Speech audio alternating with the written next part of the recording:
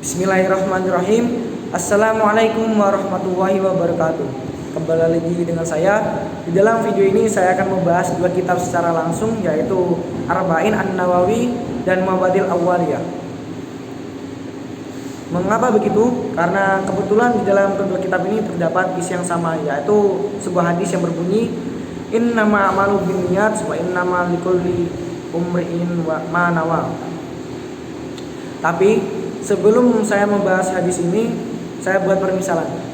Kita nih di dalam sebuah perpustakaan, lagi di dalam sebuah perpustakaan, dan di dalam sebuah perpustakaan tersebut terdapat pemberitahuan diharapkan untuk mensayangkan HP. Apakah di dalam perpustakaan tersebut kita hanya mensayangkan HP, sedangkan kita boleh tertawa, boleh berbicara? Tentu tidak kan? Nah, seperti halnya hadis ini.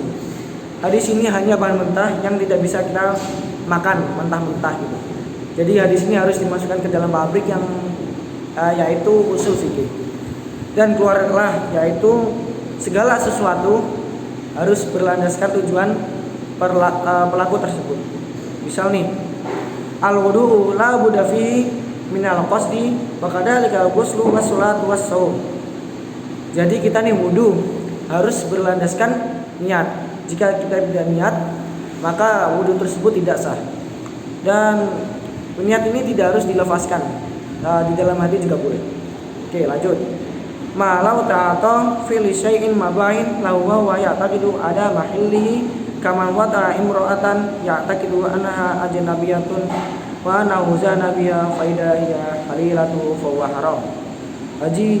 Jadi arti dalam contoh tersebut adalah misal terdapat laki-laki yang sudah mempunyai istri dan laki-laki ini menyewa sebuah pelacur dalam sebuah aplikasi, dan mereka ini berjanjian di suatu tempat.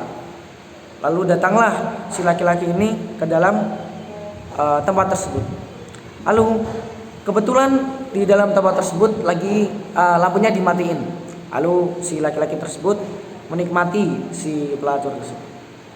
Setelah selesai, lampunya dinyalakan, cetek. Nah, ternyata si pelacur ini adalah istrinya sendiri. Pertanyaannya, apakah dia zina atau tidak? Jawabannya adalah zina. Mengapa begitu? Karena si laki-laki ini awalnya berniat untuk menyewa pelacur dan ternyata istrinya sendiri. Dan yang semulanya dia menggauli istrinya sendiri itu adalah halal, tapi jadi haram karena niat awal laki-laki tersebut tadi. Oke, begitu juga sebaliknya. Misal nih, si fulan lagi pulang kerja dan rumahnya itu di sebuah perumahan yang dimana rumahnya tuh mirip semua. Lalu dan di dalam perumahan tersebut lagi mati lampu total di dalam perumahan tersebut. Lalu masuklah si fulan, karena gelap si fulan ini tidak tahu mana rumahnya, dan si fulan ini masuk rumah yang sekiranya itu rumahnya, masuklah, lalu dia menggauli istrinya. Nah, lalu mati lampu ini selesai gitu, jadi listriknya nyala lagi. Ternyata yang digauli tersebut adalah istri tetangganya, bukan istrinya. Nah, pertanyaannya, zina apakah tidak? Jawabannya tidak.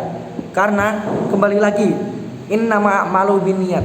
Segala sesuatu tergantung dari tujuan. Dan si fulan ini tujuannya adalah menggauli istrinya, bukan istri tetangganya. Nah, karena mati lampu tadi dia salah menggauli. Jadi yang digauli adalah istri orang, bukan istrinya. Oke, lanjut. Al-aklu wasyurbu ida qasada bihima taqami ala ibadati fa wa yusabu alaihi wa ila fala. Jadi di dalam contoh tersebut artinya adalah kita nih lagi makan. Kita makan tujuannya untuk agar saat di kelas kita semangat gitu belajarnya, nggak mikir makan gitu, nggak lapar, jadi konsentrasi gitu. Apakah itu mendapatkan pahala? Dapat. Oke, sebaliknya, jika kita makan hanya untuk menghilangkan lapar, maka kita tidak mendapatkan apa-apa. Oke, lanjut.